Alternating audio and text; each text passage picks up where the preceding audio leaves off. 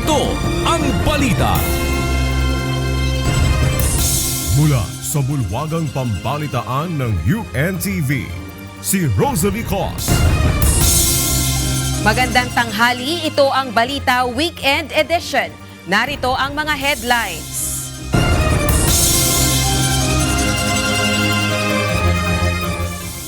Bagyong Domeng lalo pang lumakas sa severe tropical storm category. Bagyo inaasahang magdadala ng malalakas na mga pag-ulan dahil sa habagat. Opisyal na pagsimula ng habagat, inianunsyo ng Pag-asa. Mas madalas na mga pag-ulan, asahan na.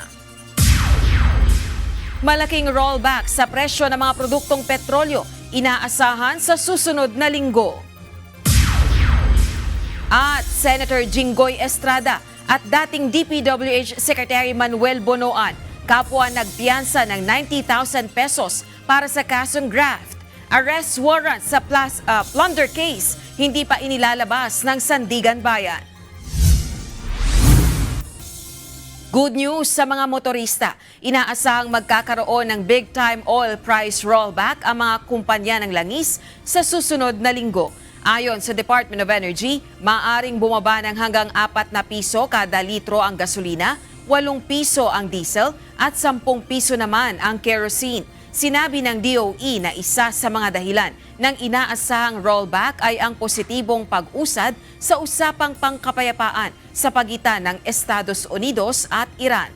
Kapag natuloy, mababawi nito ang ipinatupad na oil price hike ngayong linggo sa gasolina, diesel at kerosene. Iaanunsyo ang final oil price adjustment sa Lunes na ipatutupad sa araw ng Martes, June 2. Aabot na sa 1,642,837 na mga public utility vehicle drivers sa buong bansa ang nabigyan na ng tig 5,000 pesos cash relief assistance.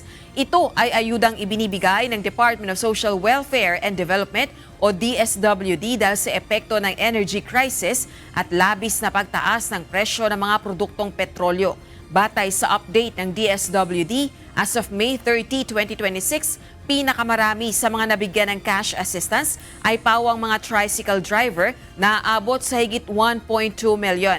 Service delivery riders na mahigit sa 248,000. Jeepney drivers na mahigit sa 116,000. Motorcycle taxi riders, 88,769, pati na ang mga Transport Network Vehicle Service o TNVS. Sa kabuuan, aabot na sa mahigit 8 billion pesos ang financial assistance na ipinamahagi ng gobyerno sa mga PUV driver sa buong bansa. Inisyuhan ng show cause order ng Land Transportation Office ang isang motovlogger kung saan makikita umano ang mabilis na pagpapatakbo nito ng kanyang motorsiklo sa isang pampublikong kalsada. Makikita rin umano sa nasabing video na pinara siya ng mga pulis, ngunit sa halip na huminto ay iniwasan umano nito ang mga otoridad. Sinuspindi na ng LTO ng 70 araw ang lisensya sa pagmamaneho ng motovlogger habang isinailalim na rin sa alarm status ang motorsiklo nito. Base sa inisyal na investigasyon, posibleng managot ang rider sa kasong reckless driving at improper person to operate a motor vehicle. Muling isa sa ilalim sa yellow alert ang Visayas Grid ngayong araw ng Sabado, May 30. Batay sa latest advisory ng National Grid Corporation of the Philippines o NGCP, iiral ang yellow alert mamayang alas 5 ng hapon hanggang alas 10 ng gabi. Mula sa 2,581 megawatts na available capacity sa Visayas Grid, aabot sa 2,454 megawatts ang peak demand. Aabot sa 22 mga planta ang nagpapatupad ng forced outage habang 12 naman ang gumagana sa mas mababang kapasidad. Dahil sa yellow alert, malaki ang posibilidad ng pagpapatupad ng rotational brownouts sa Visayas upang ma-manage ang manipis na reserbang power supply. Babalik na sa 5 araw na pasok ang Department of Labor and Employment o DOLE simula sa Lunes, June 1. Ayon sa DOLE, nalagdaan na ni Labor Secretary Francis Tolentino ang memorandum sa resumption ng 5-day work week sa lahat ng sangay ng ahensya. Buwan ng Marso nang magpatupad ng compressed work week ang ilang tanggapan ng pamahalaan bilang pagtitipid ng enerhiya at mabawasan ang epekto sa bansa ng oil crisis sa gitnang silangan. Inianunsyo na ng DOST Pag-asa ang formal na pagsimula ng Southwest Monsoon o habagat sa bansa ngayong Sabado, May 30. Dahil dito, ayon sa Pag-asa, inaasahan na ang madalas na mga pag-ulan lalo na sa kanlurang bahagi ng bansa. Paliwanag pa ng Pag-asa, ang pag-iral ng habagat ay isa sa mga senyales na nalalapit na ang pagsimula ng panahon ng tag-ulan. Gayunman, posible pa rin anila na magkaroon ng mga araw o linggo ng walang mga pag-ulan o ang tinatawag na monsoon break.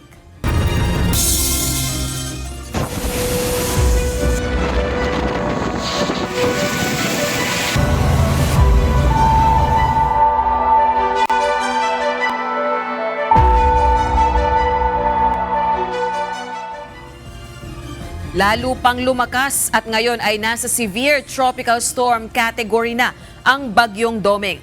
Ayon sa update ng Pag-asa, inaasahang magdadala ito ng malalakas na ulan dahil na rin sa epekto ng habagat. At para ihatid sa atin ang latest sa Bagyong Doming, narito ang update mula sa Pag-asa Weather Forecasting Center. Kaninang alas 10 ng umaga, huling namatan itong sentro ni Bagyong Doming sa layong 875 kilometers silangan ng Northern Luzon. May taglay itong lakas ng hangin na malapit sa gitna na umaabot ng 100 kilometers per hour at pagbugso na umaabot ng 125 kilometers per hour. Sa kasalukuyan, yung movement nito ay northwestward or pahilagang kanluran sa bilis na 20 kilometers per hour. And para po sa kalaman ng lahat, ngayong umaga ay opisyal na ngang idineklara ng Pag-asa ang pagsisimula ng pag-iral ng ating southwest monsoon o yung hanging habagat. So inaasahan natin na sa mga susunod na araw, akibat nitong epekto or itong presence si Bagyong Doming, mas dadalas na yung mga pag-ulan natin dito sa ating bansa, especially sa western section ng Pilipinas. And makikita natin dito sa ating latest satellite images, itong mga makakapal na kaulapan dito sa may West Philippine Sea. Isa yan sa mga senyales ng epekto ng ating southwest monsoon, na kung saan umiiral ito sa malaking bahagi ng Southern Luzon, Visayas at sa Mindanao. Samantala, ito namang trough or extension ni Bagyong Doming nagdudulot rin ng mga pagulan sa ilang areas ng Luzon at Visayas. So dahil sa epekto ng Southwest Monsoon, asahan natin itong mga pagulan sa may Zamboanga Peninsula, Barm, Socsargen, sa lalawigan ng Lanao del Norte, pati na rin dito sa Western Visayas, Negros Island Region, buong Mimaropa, as well as sa lalawigan ng Batangas. Dahil naman sa trough extension ni Bagyong Doming, makaranas rin tayo ng mga pag-ulan dito sa mga Samar provinces, pati na rin dito sa Bicol Region at mga lalawigan ng Quezon, Aurora, Isabela, Cagayan, Apayao, pati na rin dito sa Ilocos Norte at Batanes. Kaya sa mga lugar na ito, patuloy po tayong maghanda sa mga banta ng flooding or landslides. At ito naman po yung ating latest forecast track para kay Bagyong Doming, na kung saan nakikita natin dito na inaasahan natin yung patuloy na generally northwestward na paggalaw ng nasabing bagyo hanggang bukas. And for the remainder of the forecast period, after yung paggalaw nito northwestward, ay magre-recurve ito.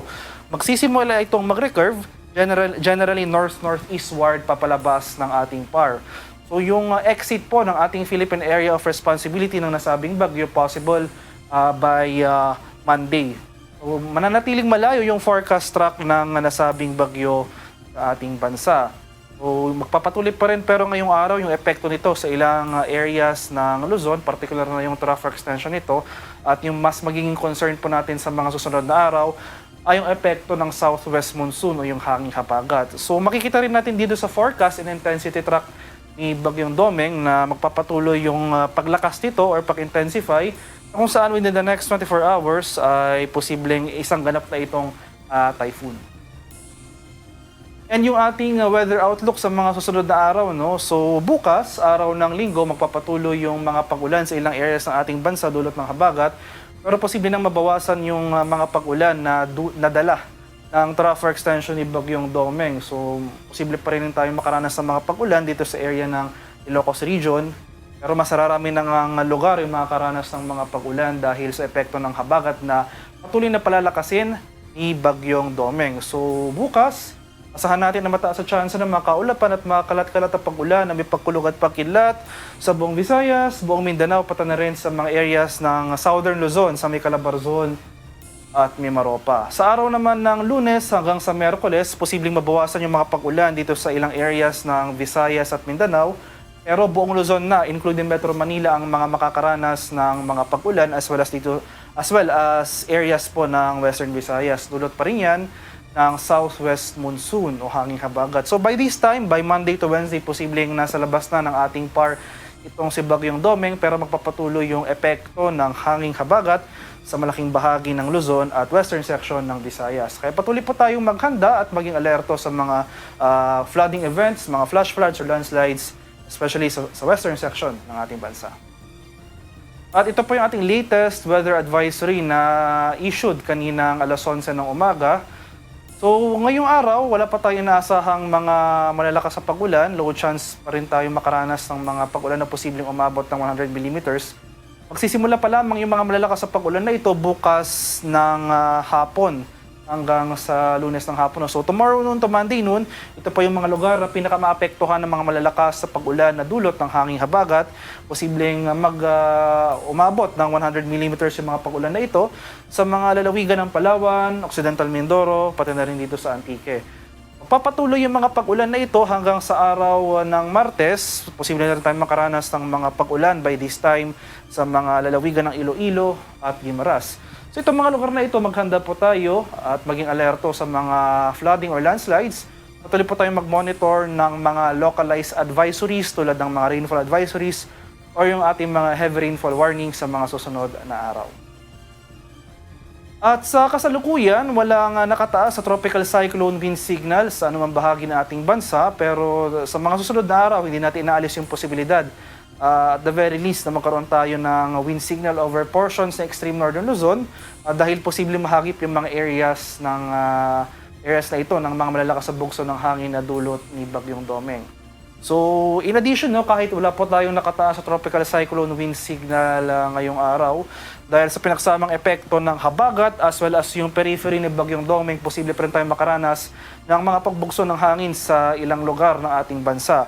Ngayong araw, asahan natin yung mga strong to gale force gusts. In short, malalakas pong mga pagbugso ng hangin or mga intermittent gusts dito sa area. Most of Visayas, sa may Batanes, Cagayan, Pangasinan, Zambales, Bataan, Tarlac, Nueva Ecija, Bulacan, Calabarzon, Mimaropa, Bicol Region, Zamboanga del Norte, Misamis Oriental, Camiguin, Agusan del Norte, Surigao del Norte, Dinagat Island, Sarangani, Davao Occidental at Davao Oriental. Ilang areas na ito magpapatuloy mga pagbugso ng hangin na dulot ng habagat at yung periphery ni Bagyong Domeng bukas hanggang sa Lunes. At sa kalagayan naman ating karagatan, sa kasalukuyan walang nakataas na gale warning pero iba yung pag-iingat pa rin sa ating mga kababayan na maglalayag, especially dito sa northern and eastern seaboards ng Luzon at Visayas dahil posible tayong makaranas dyan ng katamtaman hanggang sa maalong karagatan na dulot ng Bagyong Domeng. Nakapaglagak na ng piyansa para sa kasong graft sina Senador Jinggoy Estrada at dating Department of Public Works and Highways Secretary Manuel Bonoan. Samantala, wala pang inilalabas na warrant of arrest ang korte para sa mga kasong plunder at ikalawang count ng graft na kinakaharap ng mga akusado. Ito ang balita ni Ivan Alvarez.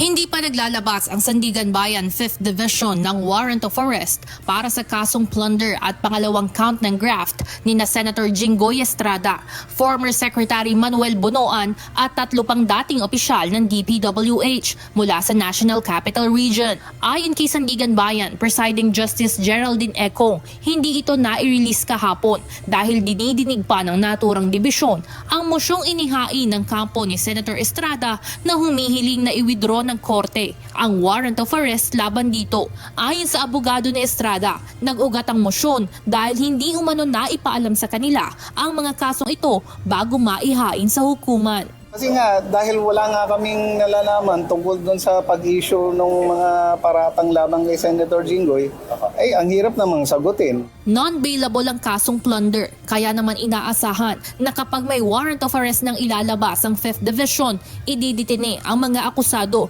kapag naaresto o sumuko sa mga otoridad. Kakailanganin rin munang dumaan sa mga pagdinig kung maghahain ang mga ito ng bail petition o hiling na makapagpiyansa.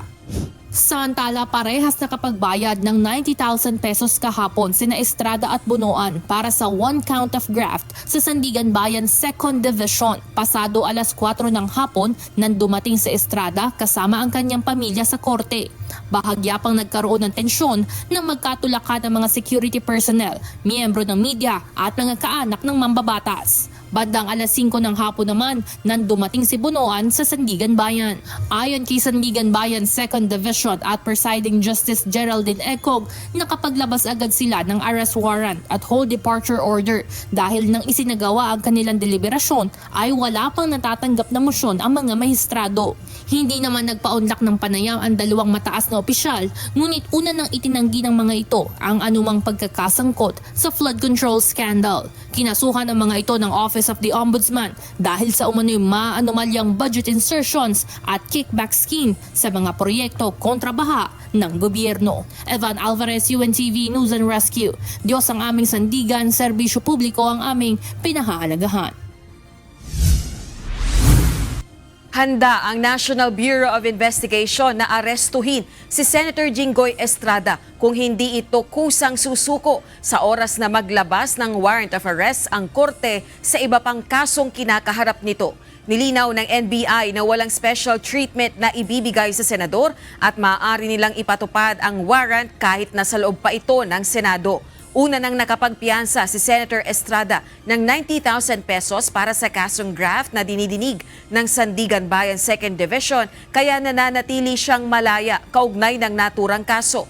Gayunman, may nakabinbin pa ring kasong plunder laban sa senador na itinuturing na non-bailable at may kaugnayan sa umano'y 573 million pesos na kickback mula sa flood control projects noong 2025.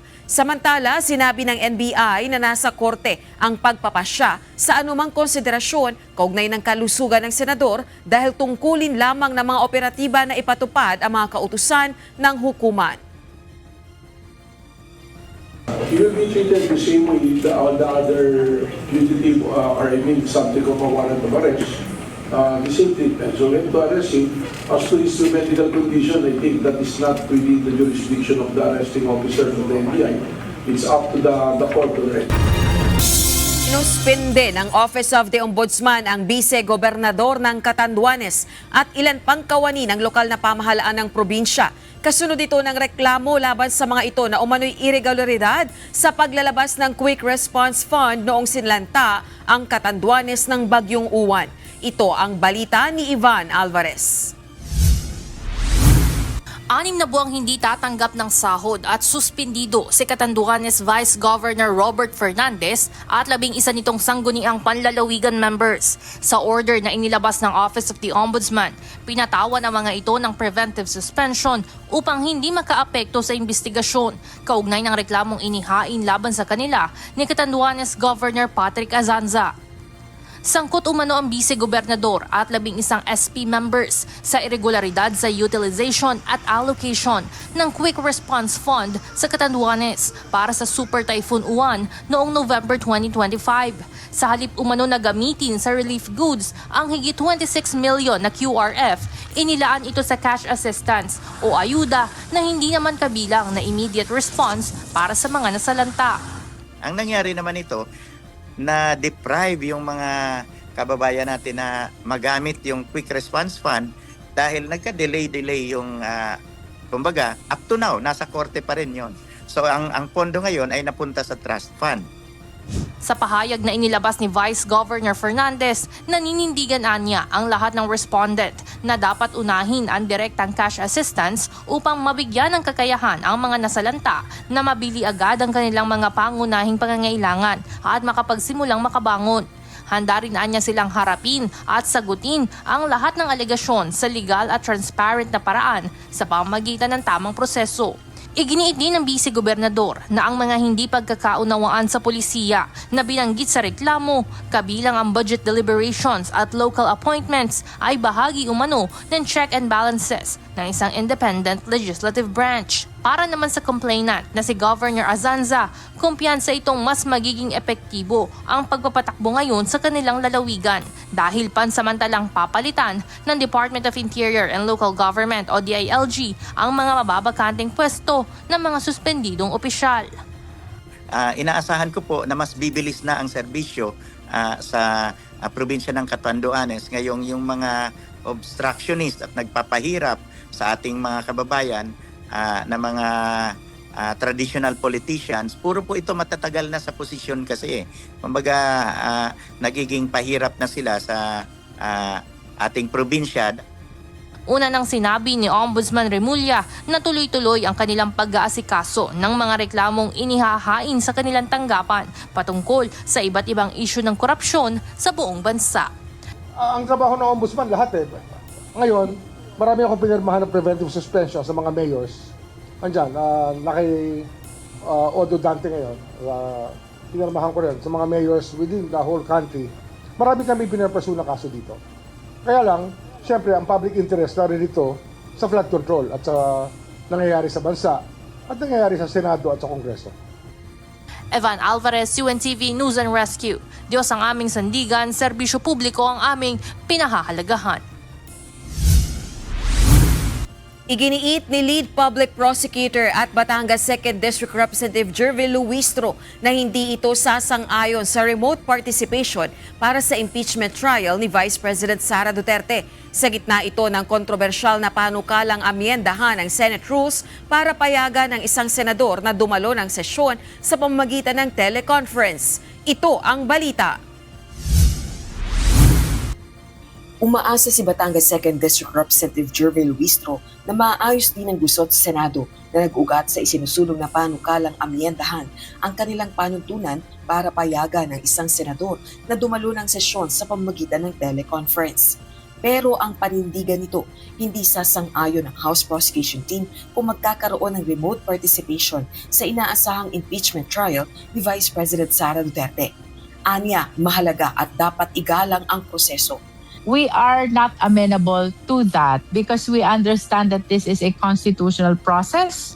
This is very sacred. This is very solemn. It concerns already the interest of the entire Philippine nation, and that is why our submission is the senator judges should be physically present.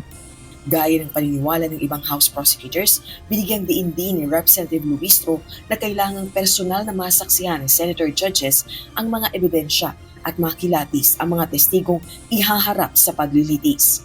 Umaasa rin ang isa pang House prosecutor na si Bicol Cerro Party List Representative Terry Vidon na mareresolba rin ang girian sa pagitan ng Senate Majority at Minority Blocks sa lalong madaling panahon.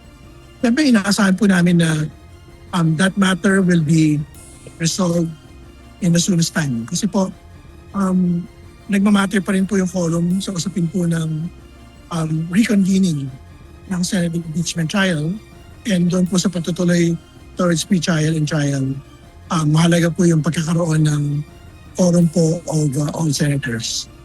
Tumutukoy ang quorum sa minimum na bilang ng mga mambabatas na kailangang present para makapagpatuloy ng legal ang isang sesyon o makagawa ng opisyal na aksyon gaya ng pagboto, pagpasa ng batas o pagdinig batay sa Article 6, Section 16, Paragraph 2 ng 1987 Constitution.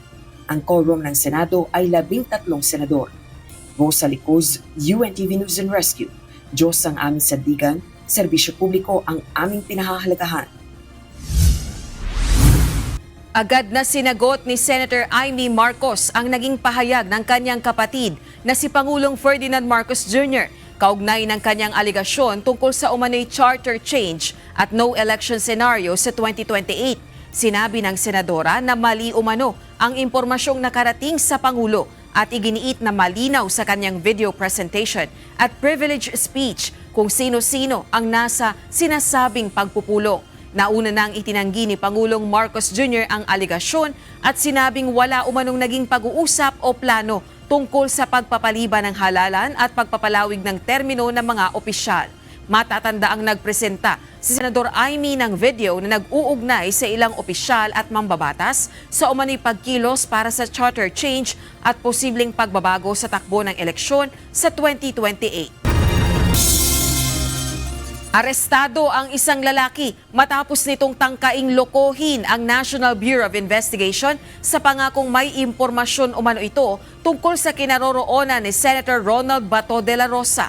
Ayon sa NBI, bukod sa maling impormasyon tungkol sa hinahanap na senador, napag-alaman din na marami nang naloko ang sospek gamit ang mga pangalan ng matataas na opisyal ng gobyerno at nanghingi ng pera sa pamamagitan ng mga messaging applications. Ito ang balita ni Joanne Nano.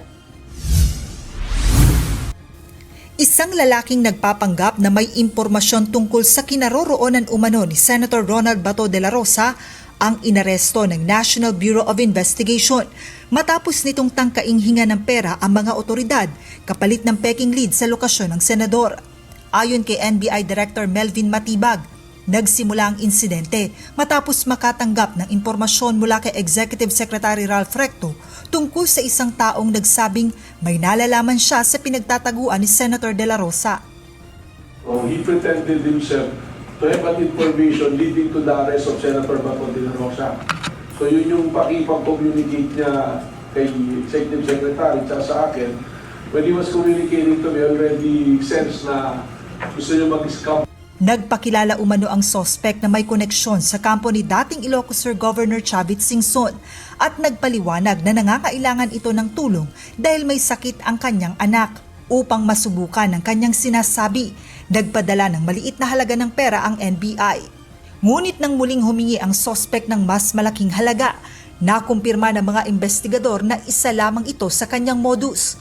Nag-texting lang ako, although I have so may suspicion already because when he was describing yung events, parang lumalabas ko, yun na yung lumabas dun sa mga social media.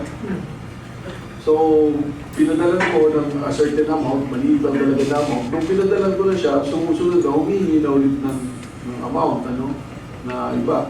So, sabi ko, I can give you bigger amount. Doon ko na sineset up na gusto ko na makita siya dahil in-alert ko na yung ibang mga agent namin na scam alert na eh. Sa paglalim ng investigasyon, nadiskubre ng NBI na ginagamit ng sospek ang mga pangalan ng iba't ibang opisyal ng pamahalaan upang manghingi ng pera sa pamamagitan ng Viber at WhatsApp. Nagpapakilala umano ang sospek bilang isang kongresista, senador, mga kalihim ng kagawaran at maging si Pangulong Marcos Jr. at First Lady. Ayon sa NBI, umaabot sa 10,000 hanggang 500,000 piso ang hinihingi ng sospek sa kanyang mga nabibiktima. Noong May 19, inaresto ito ng NBI Organized and Transnational Crimes Division sa kanyang condominium unit sa Novaliches, Quezon City. Sa operasyon, nasamsam din ng mga otoridad ang mga pinaghihinalaang iligal na droga at mga drug paraphernalia. Nadiskubre rin ng NBI na may nakabinbin ng waran para sa service of sentence ang sospek kaugnay ng kasong estafa sa Isabela. Babala ng NBI sa mga nagtatangkang gumawa ng kaparehong panloloko. Let this be a warning dun sa mga tao na who wants to help kunyari na mabibigyan ng lead kung nasan si Senator Bato or sino pa man na target natin ng arrest, pag-isip-isip po kayo kasi hindi po nakakatulong at sisiguraduhin namin na mananagot pa kayo sa batas, uhulihin po namin kayo. Baka mauna pa po kayo mahuli kay Senator Bato pagka ganyan po yung ginawa nila. Iniimbestigahan na ng mga otoridad kung paano nakuha ng sospek ang mga contact number ng mga opisyal ng gobyerno habang hinaharap nito ang mga kasong estafa, cybercrime at paglabag sa Comprehensive Dangerous Drugs Act. Patuloy namang hinahanap ng mga otoridad ang tunay na lokasyon ni Senator Ronald de la Rosa kasunod ng warrant of arrest nito mula sa International Criminal Court o ICC. Joanne Nano, UNTV News and Rescue. Diyos ang aming sandigan, serbisyo publiko ang aming pinahalagahan. Nagpahiwatig si Pangulong Ferdinand Marcos Jr. na maaaring magkaroon ng panibagong appointment sa kanyang gabinete kasunod ng pagtatapos ng one-year ban sa mga natalong kandidato noong nakaraang halalan. Ayon sa Pangulo, nais niyang makuha ang pinakamahuhusay na talento para makatulong sa pamahalaan at may mga dating kandidato na maaari umanong gumanap ng maayos sa gobyerno. Sinabi rin niya na hindi dapat ikagulat ng publiko kung may mga dating kandidato na maitatalaga sa mga posisyon sa mga susunod na araw. Dagdag pa nito, sayang umano kung hindi mabibigyan ng pagkakataon sa serbisyo publiko ang mga kwalipikadong individual na may kakayahang tumulong sa administrasyon. Possibly. Kasi nga yung nag-ban na nga yung one year ban, nag-lapse na yung 1 year ban for candidates that did not make it in the last election. Marami namang magagaling dyan. I'm not talking just the senatorial candidates. Maraming iba na tumakbo for whatever position na sa palagay ko magagaling at makakapag-contribute sa pamahalaan. So don't be surprised if we get more appointments from those candidates who ran in the last election who didn't make it. Sayang naman. We have to get the best talent that we can. Nagsampa ng reklamong obstruction of justice sa Department of Justice kahapon ang ilang kaanak ng missing sabongeros laban sa abogado ni Atong Ang. Anila, binayaran ng abogado ang mga kaanak ng nawawalang sabongeros para wag nang dumalo sa mga pagdinig ng kaso. Ito ang balita ni Dante Amento. Marami na umano sa kaanak ng mga nawawalang sabongeros ang hindi na dumadalo sa pagdinig sa kaso. Sabi ng ilang pamilya na nagtungo sa Department of Justice o DOJ kahapon, mayroong iba sa mga kaanak ng mga biktima ang tumatanggap umano ng 40,000 pesos kada buwan. Itinuro nilang may pakana nito ang abogado ni Atong Ang na si Attorney Caroline Cruz. Dagdag pa ng mga kaanak ng mga nawawalang sabongero, mas marami na ngayon sa kapwa nila mga kaanak ang anilay lumipat na sa kabilang kampo. Napansin niyo naman na kami ay nung araw marami. Ngayon lilima na lang po kami. So yung mga kasamahan namin ay nandun na sa kabilang panig at tumatanggap ng pera para lamang hindi umattend sa aming mga kaso. Well, as we all know, meron tumatanggap ng 40,000 every month plus kung ano pa ang ibinibigay ng mga perks, hindi namin alam. Pero sa ngayon po, ang alam namin, binibigyan sila ng allowance. Kaugnay nito, naghain sila ng reklamo sa DOJ na obstruction of justice laban sa naturang abogado. Kasama rin sa kanilang inireklamo ang 3 kaanak ng mga sabongero na umanay tumanggap ng pera. Una nang pinabulaanan ni Attorney Cruz ang issue ng pagbibigay umano ng pera sa kaanak ng mga biktima. Sa kabila nito, binigyang diin ng mga natitirang kaanak na kahit kaunti na lamang sila ay itutuloy pa rin nila ang kaso. Pinapakausap po talaga sa amin directly kay Attorney Caroline Cruz. Siya po talaga yung nakakausap namin tungkol dun sa allowance na sinasabi. Kapalit po nun yung hindi pag-attend ng mga hearing. Sa ngayon, patuloy na pinaghahanap ng mga otoridad si Atong Ang na pinaniniwalaang mastermind sa pagkawala ng mga sabongero. Dante Amento, UNTV, News and Rescue. Diyos ang aming sandigan, serbisyo publiko ang aming pinahahalagahan.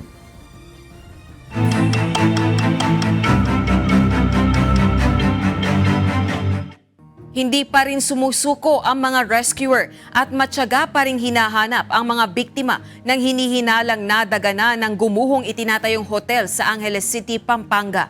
Batay sa update kahapon ng mga responder, sinasabing mayroong na-detect na 4 na tila gumagalaw sa ilalim ng mga basag-basag na semento sa Ground Zero. Samantala, arestado naman ng mga otoridad ang isang lalaki na nagpanggap umanong survivor mula sa nangyaring trahedya para lamang makahingi ng ayuda mula sa pamahalaan. Ito ang balita ni Nestor Torres.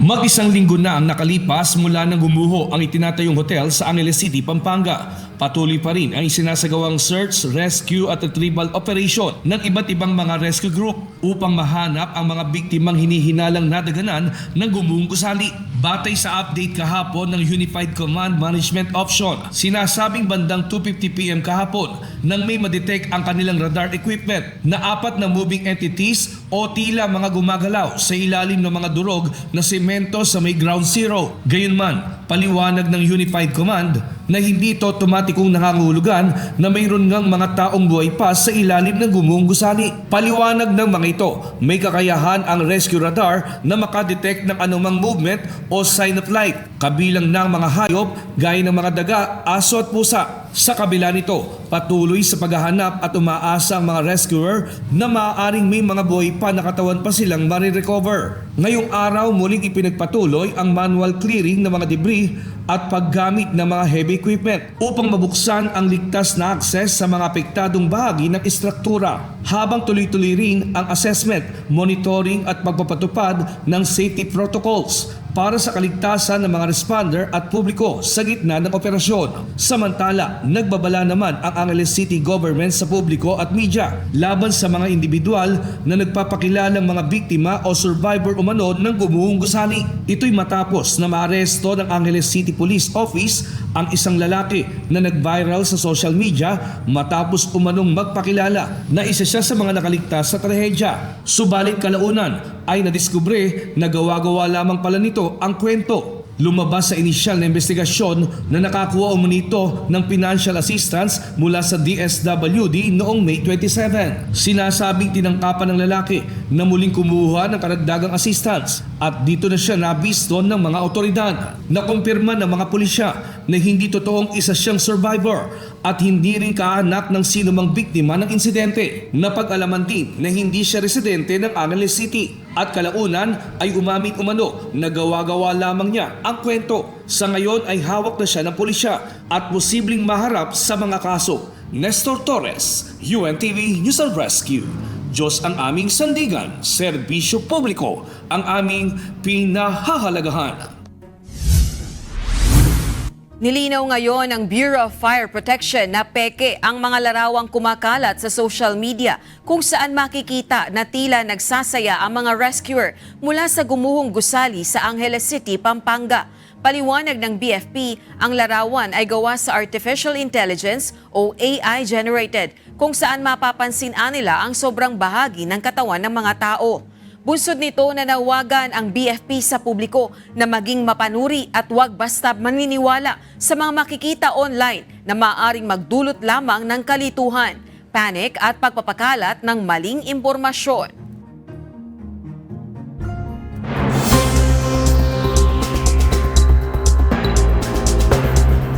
Mariing tinutulan ng China ang planong maritime border negotiations ng Pilipinas at Japan. Giit ng Beijing, iligal at walang bisa ang naturang usapan. Nauna nang inanunsyo ng dalawang bansa ang pagsimula ng formal na pag-uusap para tukuyin ang hangganan ng kanilang exclusive economic zones at continental shelves. Matagal nang inaangkin ng China ang bahagi ng exclusive economic zone at continental shelves sa mga katubigan sa silangan ng Taiwan na sakop ng planong negosasyon. Samantala, muling pinagtibay ng Estados Unidos at Pilipinas ang kanilang maritime partnership sa gitna ng patuloy na tensyon sa West Philippine Sea. Tinalakay din ng mga opisyal ng Philippine Coast Guard at US Embassy ang pagpalakas ng maritime patrols at iba pang hakbang para maprotektahan ang sovereign rights ng Pilipinas sa karagatan. Natapos na ang pulong ni US President Donald Trump sa White House nang wala pang inanunsyong pinal na kasunduan kaugnay ng pagpapalawig ng tigil putukan sa Iran. Iginiit ni Trump na kailangang mangako ang Iran na hindi ito magkakaroon ng nuclear weapon at muling buksan ang Strait of Hormuz para sa malayang pagdaan ng mga barko. Nauna nang nagkasundo ang dalawang panig sa isang framework agreement na magpapalawig sa ceasefire ng 60 araw habang ipinagpapatuloy ang negosasyon. Gayunman, sinabi ng Iran na hindi kabilang sa kanilang pinag-usapan ang nuclear program at nananatili ang pagtutol nito sa ilang kondisyon ng Estados Unidos. Patuloy naman ang pag-uusap ng dalawang bansa habang wala pang pinal na pag-aproba mula sa liderato ng Amerika at Iran para sa posibleng kasunduan. Nanawagan si World Health Organization Director General Dr. Tedros Adhanom Ghebreyesus na mas malaking international support upang mapigilan ang paglala ng Ebola outbreak sa Democratic Republic of the Congo. Dumating si Tedros sa kabisera ng Kinshasa upang suportahan ang mga apektadong komunidad sa mga lalawigan ng Ituri, North Kivu at South Kivu na kabilang sa pinakamalubhang tinamaan ng sakit. Patuloy na ikinababahala ng mga otoridad ang pagkalat ng Bundibugyo strain ng Ebola na wala pang bakuna o partikular na lunas. Ayon sa mga eksperto, nahuhuli na ng ilang linggo hanggang buwan ang mga hakbang para matukoy at ma-isolate ang mga posibleng kaso ng impeksyon. Batay sa pinakahuling datos ng World Health Organization, umabot na sa 906 na hinihinalang kaso ng Ebola habang 223 naman ang pinaghihinalaang nasawi dahil sa virus.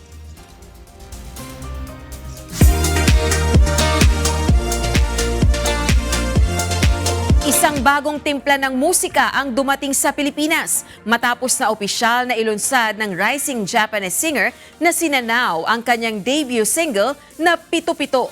Pinagsama-sama ng mga awit ang Japanese pop sound at Filipino influences sa layuning makapaghatid ng bagong musical experience sa Filipino music lovers. Ito ang balita ni Mia Alonso. Nagpakita ng kanyang musical versatility ang rising Japanese pop singer na si Nanao sa paglulunsad ng kanyang debut single na Pito-Pito sa auditorium ng La Verdad Christian College sa Caloocan City. Sa harap ng mga tagahanga at miyembro ng media, opisyal na ipinakilala ni Nanao ang kanyang sariling musical identity sa Pilipinas sa pamamagitan ng kantang Pito-Pito. Isang awiting nagtataglay ng Japanese pop sound habang ginagamit ang wikang Pilipino upang mas maintindihan at maging patok sa Filipino listeners. Ngunit bago pa man ang kanyang official debut, hindi na bago si Nanao para sa mga Pilipino.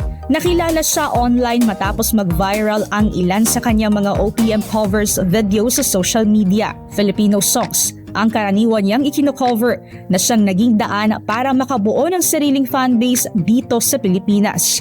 At sa kanyang debut launch, muling pinatunayan ng rising Japanese singer ang pagmamahal niya sa OPM. Bukod sa kanyang Japanese songs, nag-perform din si Nanao ng mga sikat na OPM tracks na Multo at Mapa na kinagiliwan ng kanyang mga tagahanga. Pero isa sa mga pinakatumatak sa mga nanonood ay ang kanyang debut single na Pito-Pito, isang upbeat song na hindi lang hatid ang mensahe ng kilig at saya, kundi ang magpakilala rin ng isang bagong musical concept na JP-pop.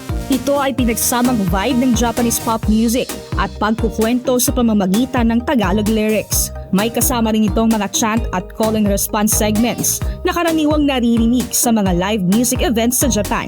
Layunin itong magbigay ng bagong musical experience para sa mga Pilipinong tagapakinig. Ngunit bukod sa bagong tunog, nakuha rin ang atensyon ng listeners nang bigkasin ni Nanao ang isang salita sa kanyang awit na Panaro.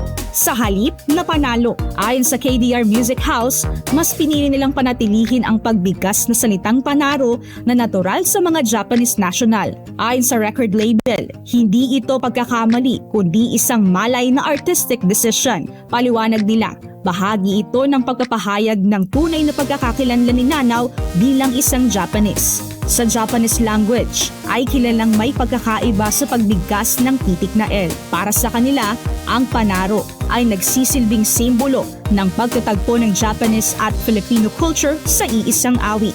I noticed the word, the letter R and L was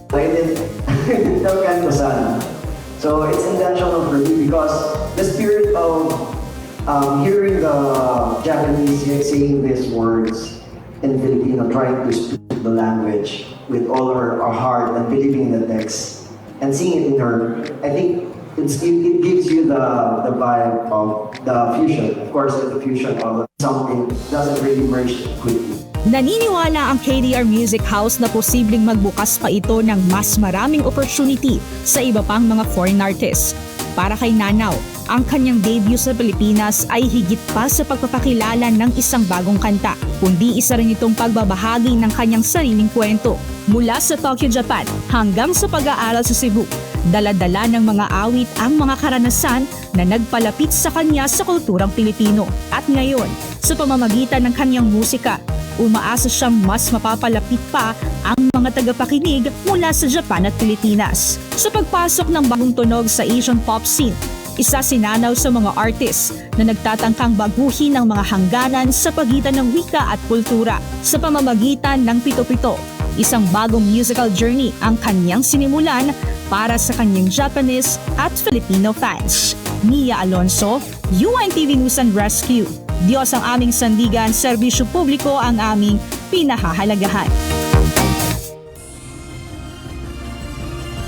Balikan naman natin ang malalaking pangyayaring naganap nitong nakalipas na linggo. Ito ang Balita Weekend Refresh.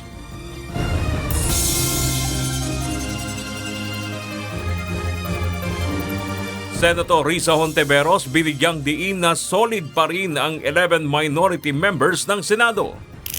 So sa ngayon, basta ang given ay solid kaming 11 sa minority.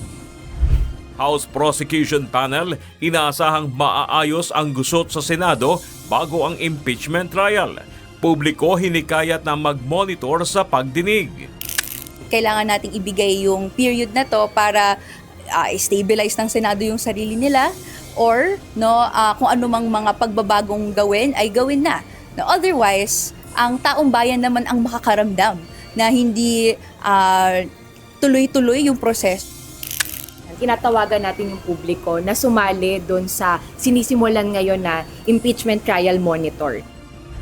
Pagtakas ni Senator Ronald Bato de la Rosa, hindi makakaapekto sa kaso laban kay dating Pangulong Rodrigo Duterte sa International Criminal Court, ayon kay ICC Assistant to Counsel Attorney Cristina Conti. Una, patungkol dun sa pagtakas ni Bato o kaya kung anong relasyon nito sa kaso ni Duterte, tingin ko wala naman. Well, legally, the case of Bato can proceed independent of the case of Duterte. So right now, we're at the stage of trial for Duterte's case. For Batos, it could open to pre-trial. Palasyo, mariing pinabulaanan ang naiulat na walang itinalagang budget ang pamahalaan para sa Davao City. According to records for fiscal year 2023 to 2026, as of May 17, Davao City received at least 7.856 billion pesos in national government support for programs and projects. So hindi po totoo na walang budget or zero budget ang Davao City. Pangulong Ferdinand Marcos Jr. tiniyak na magagamit na sa darating na tag-ulan ang Sunog Apog Pumping Station sa Maynila. Sinimula noong November, ngayon pwede na pinalitan yung mga electrical equipment, lininis lahat ng mga tubo, nag-desiltation sila doon sa ilog, pati rito sa loob, para naman mabawasan yung basura. May 3 pumps out of 4 na gumagana na ngayon at yung pang-apat na bomba na magiging backup lang, gagana na rin ngayong June. Senate minority nag-walk out matapos ang mainit na debate sa motion ukol sa remote attendance. We will not be part of this. It's a travesty of our rules, of the Senate rules. Hindi kami papayag sa mga niloloko. Teleconference, ginagawa lang yan kung may pandemya. Wala namang pandemya ngayon. Walang national emergency. Walang force majeure. Sir, baka ituloy nila. Pwede po ba nila Wala ituloy? silang subukan nila. Binubola na tayo ng mga tao na yun eh. Binubola na tayo eh. Pinagpipilitan nila, naisip-isip na siguro nila dahil lumabas sa media na ilalabas na warrant of arrest. Para makaboto yung mga yun na makukulong. Guys, give way. Nakakulong man sila. Pangulong Ferdinand Marcos Jr. hindi pinansin ang issue ng no election sa 2028. Pinalutang na no election scenario sa 2028, diversionary tactic lang, ayon sa Malacanang. Your sister said that you wanted a no election scenario. I wanted a no election Allegedly, sir. Sa ating tingin, sa ating pagkakaintindi rito, ito ay para matakpan, matabunan ang totoong issue. Nalalapit na po yung impeachment trial. So alam naman natin kung ano yung gusto ni Senator Amy pagdating sa impeachment trial. Wala pang ang trial pero parang meron na siyang judgment. And at the same time, para mapagtakpan kung ano nangyari talaga sa Senado. Yung papaano pa naitakas o nailabas si Senator Robin Padilla, si Senator Bato. Tsa-tsa at no else sa 2028. Di konsiderasyon sa impeachment vote laban kay VP Duterte. House Deputy Speaker, pinasinungalingang naging konsiderasyon ng mga kongresista sa pagboto pabor sa impeachment kay Vice President Sara Duterte ang charter change at no else scenario sa 2028. Walang usapan doon na, o sige, bumoto kayo para no election, bumoto kayo para extension ng term. That is a very funny allegation. Department of Justice, naniniwalang magagamit sa kanilang investigasyon ang mga ginawang pag-amin ni Senator Robin Padilla hinggil sa pag-alis ni Senator Ronald Bato de la Rosa. Kayo na rin po ang nagsabi kung bakit hindi na namin siya tinatanong. Ang dami niya na hong inamin na ginawa niya. Hindi naman po lagi kailangan tatanungin pa. Dahil may mga bagay ho, factual na eh. Lokal na pamahalaan ng Angeles City, bubuo ng composite team para sa investigasyon sa gumuhong gusali. As of 8:27 p.m. of last night, the Unified Command System has decided to cease yung search and rescue operations. Kung pinaka-final testing nila na ginanap po last night around past 6 p.m., naging consistent na po yung kanilang findings using the life locator indicating no signs of life. On parallel on that operation, nagpa-utos na si Mayor John Lasatin to make up a composite team parallel to this para masimulan na yung investigation on this matter. Panukalang remote attendance sa Senado itutulak ng mayorya na maaprubahan. Pagtitiyak ni Senator Amy Marcos. Pupursigihin namin yung pagboto sa Zoom. Senator Loren Legarda, iginiit na hindi niya sinikil ang karapatan ni Senator Kiko Pangilinan na magsalita sa plenaryo. That will not happen now. I will not do that to you. And I'm not curtailing your right to speak, Senator Pangilinan. Madam President, with due respect, Mr. President, I was not referring to the presiding officer. It was the Senate President who was moving to divide the House, Mr. President, without sufficient debates. No one's curtailing your rights because wala pa tayo dun eh. Ang pinagbobotohan natin ngayon kung pwedeng i-take up sa floor o hindi. Office of the Ombudsman, tinaguri ang Grandes case ang mga kasong isasampa laban kay dating House Speaker Martin Romualdez. The grandest case of them all, itong pinakamabigat na kaso dyan, yung conspiracy to defraud the treasury. Yun talaga yan, sa pamamagitan ng budget. Hindi madali ilatag yan. So we're being very careful about every premise that we make. Kasi first time to gagawin sa kasaysayan ng Pilipinas na magkakaroon tayo ng ganitong klaseng kaso.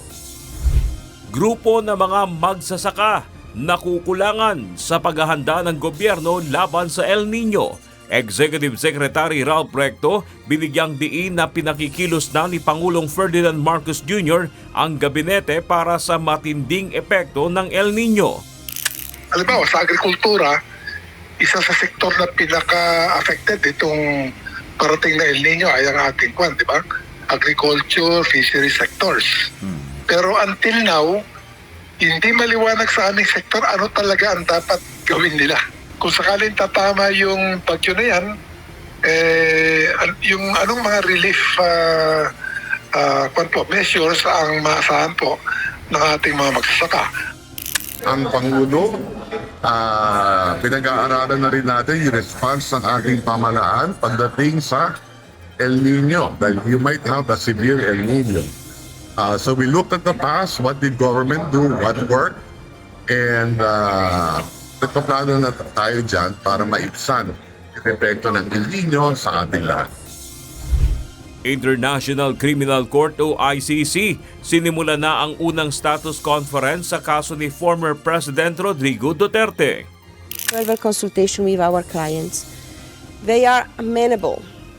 to start this trial. 30th of November seems to them at the moment still a reasonable period of time. But our anxiety is that that should not be a date which leaves us with perhaps 1 or 2 months after the end of prosecution disclosure. It should be a minimum of 3. Right. As regards, first of all, to the decisions we've come to, the start of trial, we are prepared to accede to the prosecution's application of the 30th of November as the start of trial. $61.3 billion investment pledges may uuwi ni Pangulong Ferdinand Marcos Jr. mula sa kanyang state visit sa Japan. 3 Memorandum of Understanding nalagdaan na sa naturang state visit. Pareho tayo ng sitwasyon ng Japan. Pareho tayong maraming earthquake, marami tayong mga volcano, dinadaanan tayo lagi ng bagyo. So yung technology, yung kanilang swift response sa disaster, napakalaking tulong yan.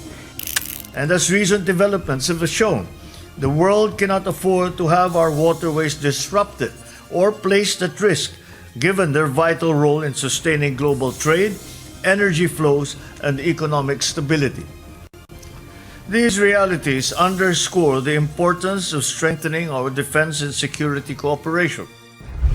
Criminal Investigation and Detention Group Chief, Police Major General Robert Alexander Morico II, iginiit na may koneksyon sa isa't isa ang pagpapaputok ng baril at pagtakas ni Senator Ronald De La Rosa. Hindi po yun incidental. It's not a mere hitch ride. It is plano, well-planned, well-coordinated, kasi yung may backup vehicle pa. Senator Jinggoy Estrada at dating Department of Public Works and Highway Secretary Manuel Bonoan kinasuhan ng plunder at graft sa Sandigan Bayan. Plunder at 2 counts ng graft ni Senator Estrada na iraffle na. I want to emphasize that this is very clear. Our case is built on solid, immovable evidence. These state witnesses have provided comprehensive, cross-corroborated sworn statements that map out the execution of this scheme from its inception down to the logistics of the illicit payouts. International Criminal Court Trial Chamber susuriin ang fitness to stand trial ni former President Rodrigo Duterte. Legal representative for the victims na si Attorney Gilbert Andres tiniyak na hindi maantala ang petsa ng paglilitis sa dating Pangulo sa darating na Nobyembre. As far as the fitness, in the light of the short discussion, it would be preferable if the parties could liaise together and prepare a proposed joint letter of instruction. In any case, there's already a schedule that was given by the chamber and there were specific timelines. So I presume those timelines will go on. It's also important to remember there's really a process to ICC proceedings. Halos 1.3 million na grade 11 learners hirap magbasa o nakakabasa pero kailangan pa ng gabay ayon sa Department of Education. Only 12% of learners in the 11th grade level are independent learners or readers that are fully able to comprehend and understand as expected from their grade level what the outcomes or the information is supposed to be. Pangulong Ferdinand Marcos Jr. pinabulaan ng tinatarget ng kanyang administrasyon ang Senate Majority Bloc sa pamamagitan ng mga pagsasampa ng mga kaso. Hindi ko alam kung paano napunta na sinasabi na yung majority ngayon ang tinatarget. Dahil kung tutusin ninyo, hindi sila majority noon. So, that does not apply. The only persons who can turn down the political heat are the people who turned up the political heat in the first place. I have never turned up the political heat. I have never attacked anyone. I have never put down anyone. I have never declared war on any political group whatsoever. All I do is work. Pangulong Ferdinand Marcos Jr. nagpahayag ng pagkabahala sa nangyaring kaguluhan sa Senado noong Mayo 13. How concerning is this, sir? Very. I watched with horror that this is the Senate, that the Senate has become this. I look at my other fellow senators. Madalas kaming nagtitinginan ni E.S. Ralph. Ganyan ba tayo nung senador tayo? Meron ba tayong ganyan na ginagawa? Hindi tayo ganyan. Paano nangyari? Yung Senado hindi na kagaya nung panahon natin. Dahil nagpe-personalan na eh. Philippine National Police Chief Jose Merencio Nartates Jr. iginiit na posible ring imbestigahan ang iba pang senador kung tutulong ang mga ito sa pagtatago ni Senator Ronald Bato de la Rosa. They know the consequences, especially it's cuddling and helping a person with warrant of arrest. Ramil Madriaga at former Senator Antonio Trillanes IV, pati na rin ang ilang opisyal ng bangko, kasama sa 25 testigong ihaharap ng House Prosecution Team laban kay Vice President Sara Duterte sa impeachment trial nito. And as to the number of witnesses which we intend to present during the trial, it is an average of 25 witnesses. But that is for the 4 articles already. Depende pa rin sa progress ng trial. But at least we're final already as to the witnesses we wanted to present. At Senate President Alan Peter Cayetano kinumpirmang itutuloy ang investigasyon ng Blue Ribbon Committee hinggil sa flood control projects sa Hunyo 4. So we finished a caucus over lunch and we agreed, subject to some minor discussion pa among our chairpersons and the paperwork, that a subcommittee will be formed sa flood control and Senator Marcoleta will issue the notices on Monday para ituloy na sa Thursday yung flood control scam hearings.